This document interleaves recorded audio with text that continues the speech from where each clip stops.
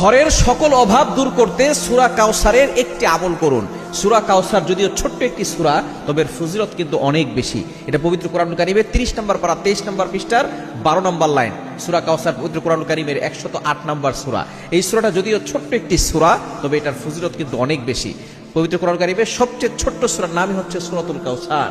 এটার ভিতরে মাত্র 3টি আয়াত রয়েছে। ইন্না আ'তাইনাকাল কাউসার ফাসাল্লি লিরাব্বিকা ওয়ানহার ইন্না শানিআকা হুয়াল আবতার। এই সূরাটা এমন সময় নাজিল হয়েছিল যখন নবীজি সাল্লাল্লাহু আলাইহি সাল্লাম কঠিন পরিস্থিতির ভিতরে ছিল।